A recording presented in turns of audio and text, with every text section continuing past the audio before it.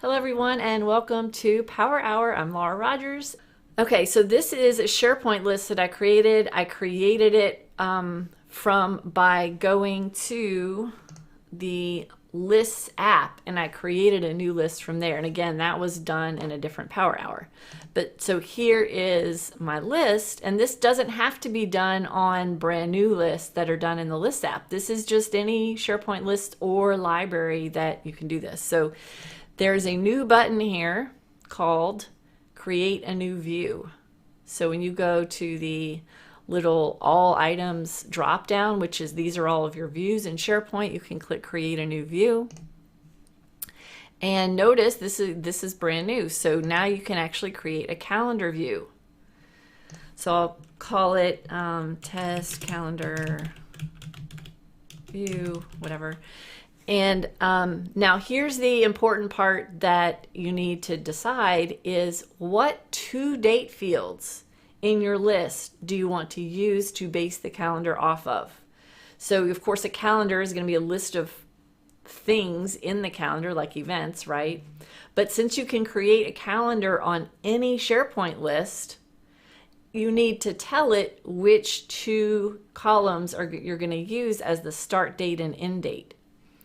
So in this one is an issue tracker. So my start date is going to be the date that the issue was reported.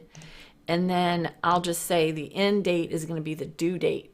So again, they have to be date columns in SharePoint. Now, every single SharePoint list and library is automatically going to have a created and a modified. It's already going to have those two out of the box date fields, but any other columns you create as date columns will show here. So then I click create. Oh wait, let's see what my options are. Oh, your other option, there's really only one other option right now at least, and that is for you to pick which column you want to show as the name of all the calendar appointments. Do you all remember this from, this is the same concept that existed when we had the old classic calendar views too. So, but title is the default.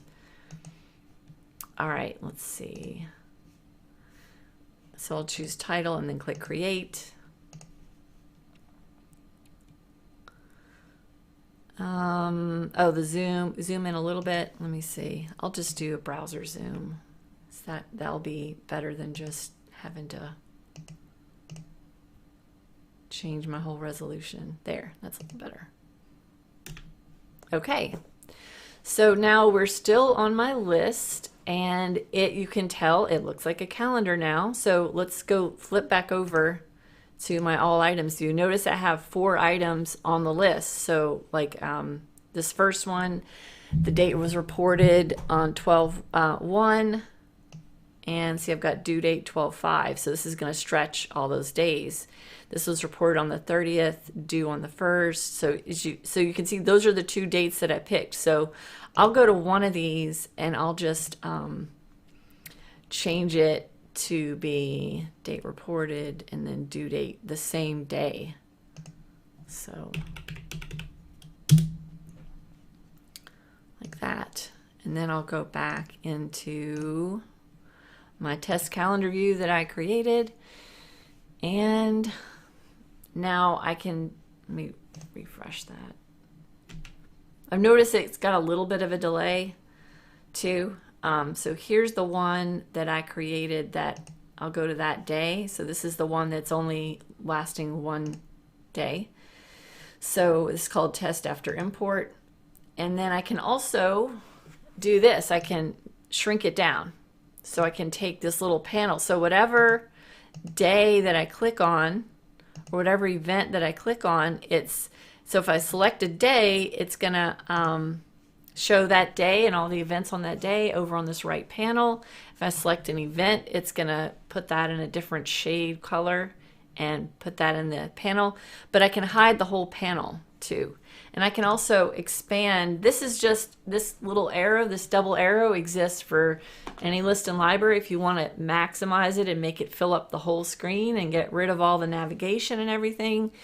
So that's another way you can make that calendar fill the whole screen. I'm gonna go test a couple more things with the date. You have a few questions about the date. So let me go back and I'm going to edit my current view. so I can make some changes. So you don't have to have two dates. You don't have to have two different dates. So see, I just changed it to be the same date. So now let me go see, I got some in November. I got some, so here. So I changed it to only use one date. I just put the same date in both settings. So that way it's not going to span across multiple days. If you only have one date, you can just put it on one date. So that's up to you, is if you think that you're going to have, you need your events to span across multiple days. So yes, you can just put just put the same date. So then again, when you click on, I've got this little panel, I can make it fly out, and then it'll show all the events for each day that I pick. Now, here's the problem. And you all, again, that's the fun of having this live chat, is that you all can ask me questions as I go. Oh, Steve said he played around with it. He went into list settings and tried to break it. So that's one. If you're wondering how to break it, maybe we'll break it in Power Hour 2. Okay, so what a lot of people do. So remember this, if you all have been around in SharePoint a long time. Every time you created a new SharePoint site, it had just a big calendar. Every SharePoint site had a calendar in it automatically, and it just had this giant calendar just on the home page, because I guess Microsoft was assuming that that's what you want to see. Everyone on the team is going to use this calendar and put stuff in it. I don't know how many hundreds of those that I saw back in the day, that just so many SharePoint sites with nothing ever created in the calendar, but it was taking up all this real estate on the home page. So when you try to put the list, that's a SharePoint list, right? So I've got my issue tracker help desk, and in the web part settings, it doesn't let you change it to be the calendar view. Calendar view cannot be done in a web part yet. I haven't seen anything documented on anything in Microsoft that says if they're going to fix this, but I would think this is going to be a huge thing that people are going to want, to be able to not only have a calendar view, but put it on a web part page, right? So you can't do that yet. So when you're picking from all the views to pick from, here the calendar view is not one of them. But so then here's what I tried. I was trying to hack into it, so I just go to the web part here and try to switch to a calendar view, and then the whole thing just disappears. So it doesn't let you do that, unfortunately. So yeah, so calendar, but no calendar in a web part. And then I can sit here and point out other things that the classic calendar did that this one doesn't do yet, because it's very simplistic right now. So back in the old days, you used to be able to do overlays. You had the classic calendars, you had the little ribbon. Yeah. And in the ribbon, you could go to this little overlays button. So Amanda says you can't actually display it on the page. What's the point? I know. I'll go ahead and set this, see if I can set this as a default view. Edit current view. So it doesn't have a button. When you edit it, it doesn't have a button here to set as the default. But I'm going to do what Steve said and go in here and see if we can break it. Yeah, that's exactly Jean-Pierre. That's what I was thinking. So I'm going to go ahead and go to just straight to the list settings and hack into this thing. So that was a very short power hour, right? Like 5 minutes of here's the new calendar view. It's got like 3 settings. So so we'll see what we can do to break it, and kind of what else. I already kind of tried hacking into it before I started Power Hour to see if there are any little fancy things I'd be able to show you, but yeah, not much. So I created a couple of different calendar views, and we'll go I'll talk a little bit more about other concepts too, though. So I'll go to my calendar and make it the default. Oh, look at that. I got an error. The number of items to display must be between 1 and 2,100,000,000. What is that number? It's a really, really long number with about 10 digits. So it's not going to let me make it the default view. It gives me an error. Interesting. So yeah. Yeah, so they really don't want you to go to this screen and mess with this view. Column formatting. Oh yeah, okay. We'll go look at the column formatting too. All right. I'll go, so we've got a status column. Actually, let me go ahead and we'll do a couple of other things with some of those pretty new list concepts that we have in here. So I'll go create just like a content scheduler list. The problem with creating a new one is now I've got to go create a bunch of test data in it. I don't want to put it in my list. It's giving me an error. Try a different one. Oh, the my list thing is grayed out. That's nice. Okay. I just broke SharePoint. Yeah. Well, those are both just calendar view. Those are both just two calendar views that I created today, Lisa. They're exactly the same. But yeah, I can go try that. Oh yeah, so everything's showing up now at least.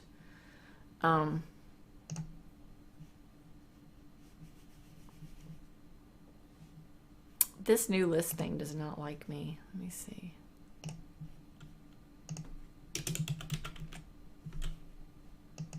Yeah, this dropped. Oh, there it goes. It was being a little weird.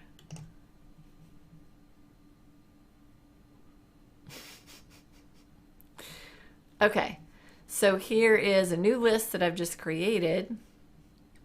And it's a content scheduler. And it's just a list, though. It's not documents. We'll go do this in a document library, too. So I got a draft due by a certain day. I'm not going to fill out a ton of these, but this is one of the list templates that has, you know, several different date fields. You all are so funny. Okay, so then here is that, and it doesn't have, at least this template doesn't have any calendar views by default. I'm going to go to create a new view. Calendar test, and then I can say start date is created, and by default it puts the same date in both fields because you can't not have an end date. And then I'll just say publish by, and then so I've got this one that I created in here. That's my little item, and then let's see what it looks. We can see what it looks like if it's got any different column formatting in it for the column that we pick. So we've got status. So let's see if we can put status as our column that is the one that's showing. And edit current view, status.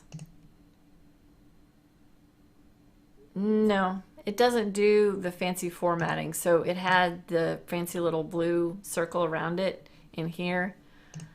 So it doesn't do that. And it doesn't have format current view here. So you have the ability to go to all items and you can make it look like a gallery, which this is cool, but it is not a calendar. But you can format these. All right, and other concepts in calendars. So let me go back to my site. So since we started talking about calendars and we kind of hit a snag when we tried to make this one be a calendar view on the home page, I wanted to at least cover with you a couple of the other ways that you can have events showing as a web part, at least for now, until maybe they fix that issue.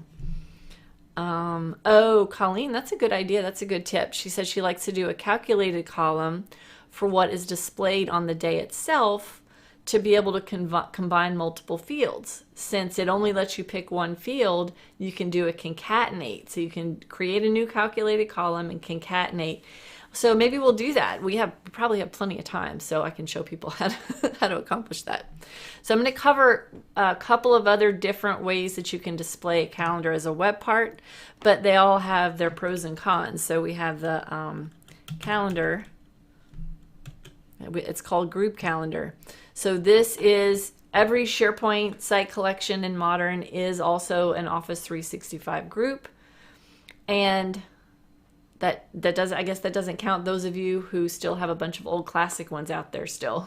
But theoretically, all of your site collections are Office 365 groups. They should be, at least if you've created them in the last couple of years.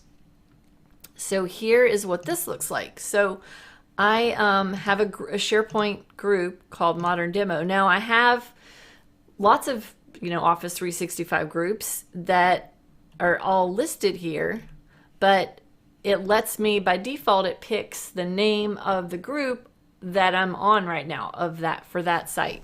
So that is pretty much the only setting that it gives you. It gives you the ability to say how many events, and then let me save that. And then I don't have any events in my calendar, so it takes me over to Outlook. Since the Office 365 calendar for this group is really an Outlook calendar, then it's got this big awkward thing where it takes me over to Outlook to do something with this calendar. So I can just say new event, I'll say weekly meeting, and that's just going to be today from 12 to 1, and save. Okay, so now I have a weekly meeting, but obviously I'm in Outlook right now, and I'm looking, and if you're wondering about that overlay concept, Outlook has an overlay concept, and Outlook on the web has an overlay concept. If you really need overlays, it's not going to be something you can accomplish just in the SharePoint list as a calendar. It's something that you can do in Outlook easily. So you have all your calendars listed down the left, and you can just check all the boxes next to the ones you want, and it shows them all different color-coded with overlays. And Outlook Client does it too. All right, so there's my calendar that I created an event in. I'll go refresh this. Oh, I could have clicked the sync calendar button. Sync calendar. And it's just taking a minute, I think. And then while I'm waiting for that one to sync, I'm going to go add another one, and it's called events. So there's a group calendar and there's events. Unfortunately, they're two completely different things with two completely different calendars. So when you add, I'll go ahead and save this. When you add the events web part, that is going to be based off of a SharePoint list called events. So if you don't already have a SharePoint list called events, when you add this web part, it creates it for you. So you don't create it ahead of time, because you just may as well let it go create it. But when I go to site contents, now I can see, we talked about overlays and how they don't have them. So Jean-Pierre, are you saying that you can do, that's the classic calendar. I'm not sure what you're, oh, okay. So you can create it from a list or library settings and set it to the default. Oh, good to know. I'll go and do that too. All right, so the events, see, it gets created. So I must have done this in September. I went ahead and put an events web part on a page, and it creates that SharePoint list.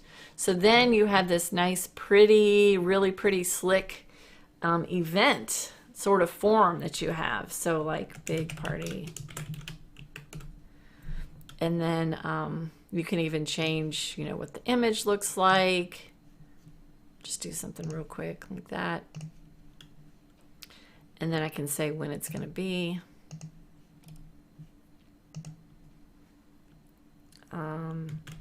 Just make up a place there. And it puts a map. So it's pretty fancy the way this all works. You'll probably seen that. And I'll put there. All right, so there's my big party. And then when I look at it on the home page, it looks like this, like a big rectangle. All right, and then you can even show it as compact, which is smaller, and then it'll show them sort of across the screen, and they'll wrap to however many you put on there.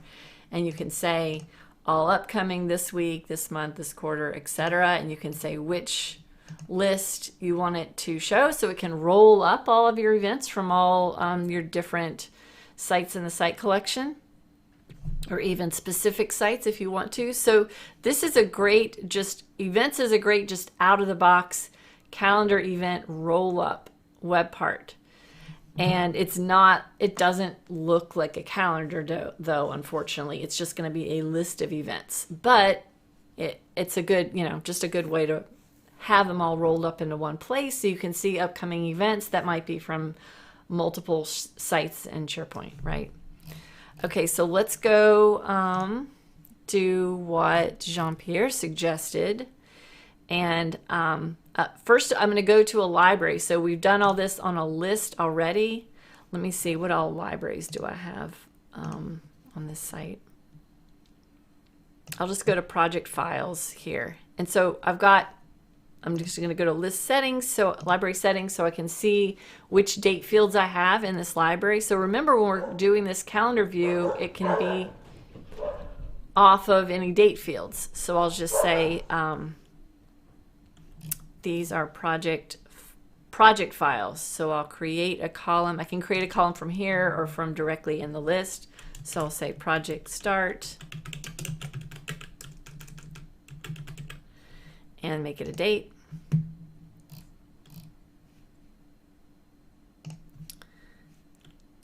And project end. And another date. Come on, there we go. Okay, so then I've got my project files. I don't have any dates in them yet, so I've got a couple of files in here. Let me go ahead and fill those dates in. I'll just say 12/1.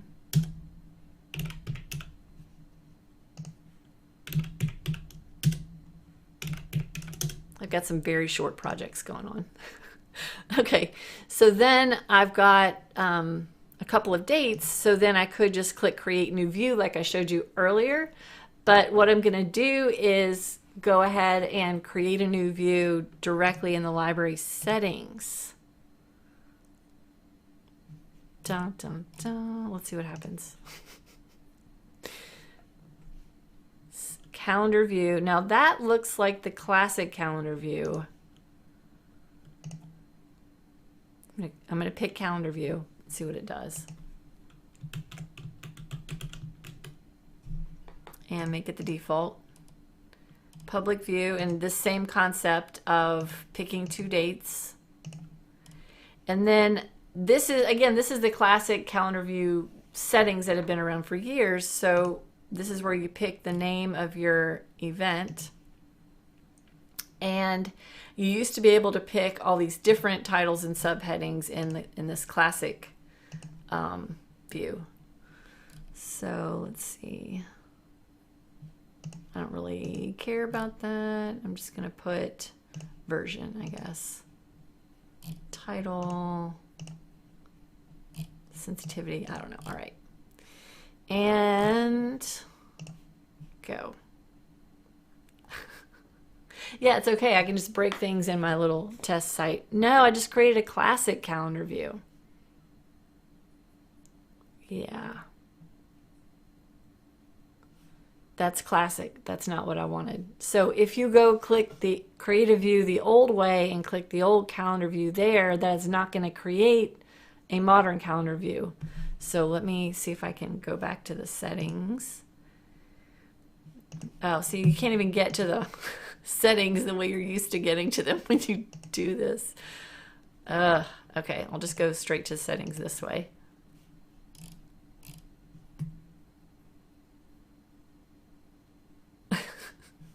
Okay, y'all are hilarious. I'll go to calendar, and I know, ooh, classic. Yeah, you can't change something from being in calendar view to something else. So, and I can't delete it if it's the default. So I have to go make another one the default. And then I can go back into the library settings. And so this is not going to work for me, this old classic calendar. I'm still going to go ahead and create a modern calendar. So again, you have to go click the name of the view drop down here and go to create a new view and then project calendar. Show as a calendar and then project start, project end, and then just the name of the project, or that's the title of the document.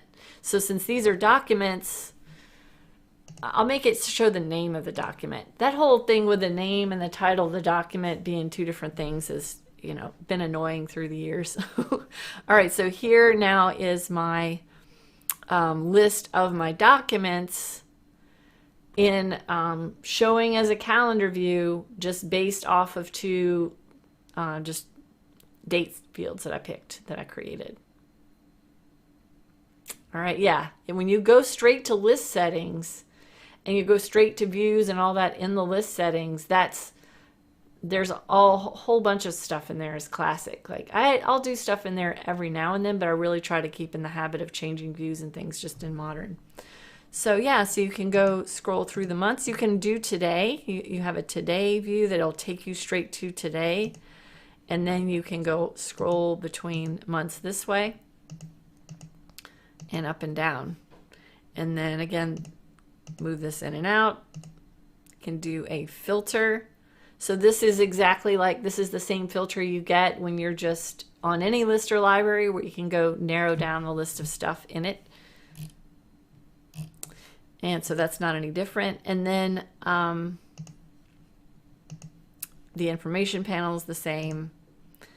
And again, you can maximize the whole thing. And so you don't have really anything additional you can do up here with that's new, that's for the calendar view, like you had, you know, stuff in the ribbon the old way. This is new. Have you all noticed this in libraries, this add shortcut to OneDrive?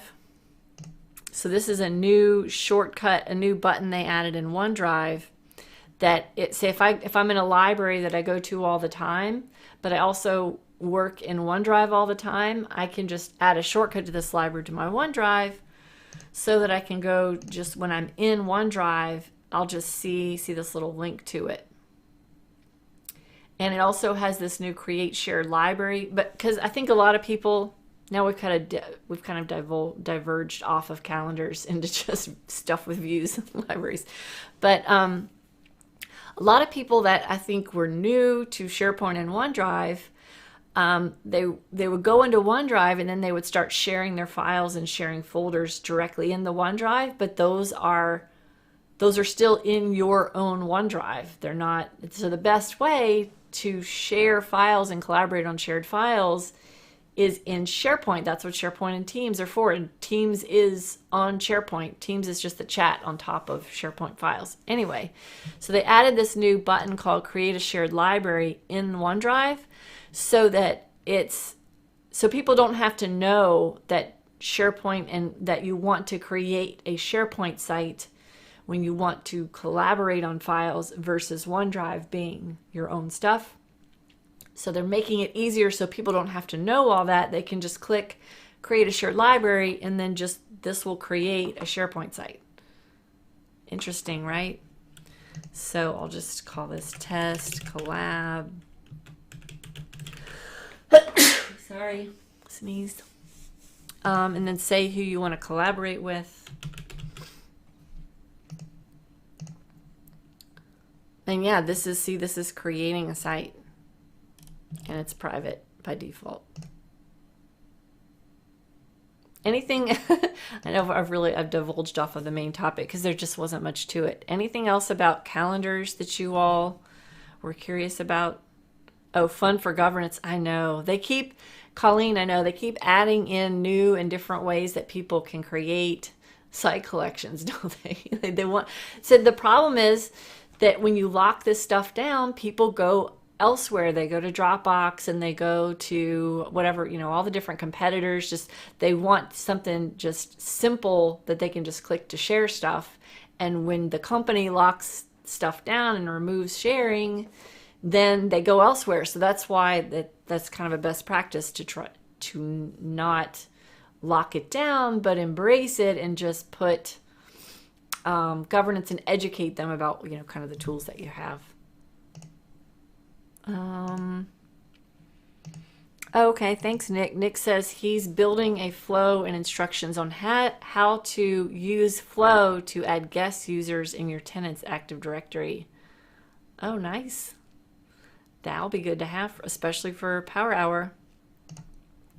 So yeah, so this just created a SharePoint site. Now, how do I get to the SharePoint site, I guess is the question. When I click on the breadcrumb trail, it doesn't take me there. That is fun. Wait, let me see. Oh, I have to click on the title of it. Now that's what takes me to my new site that I just created when I click to create a shared folder. How do you convert a classic calendar to modern? You can't convert one. So you, if you have, like, this is a SharePoint list called events, and this is classic. And the funny thing is that when it creates this events list, when you're using the modern, that events web part, it's still, that by default, it's all classic. You can't convert it to modern. So what you can do though is go to, let's try this. Let's kind of hack into it. Need to go to the all events view. So by default, the classic calendar is, the default view is calendar, but there are other views. There's one called all events. So, and it is also classic. So let me go into here and, okay, I'm hacking it now. Let's see, I'll go create a new view. And I'll just do, let's see, standard view, test, modern. And I just want to have a regular modern view right now. That's my goal. And that way I could at least maybe have this list as a modern list. I don't see it. I'll go to list settings. I'll change it to new on the list experience.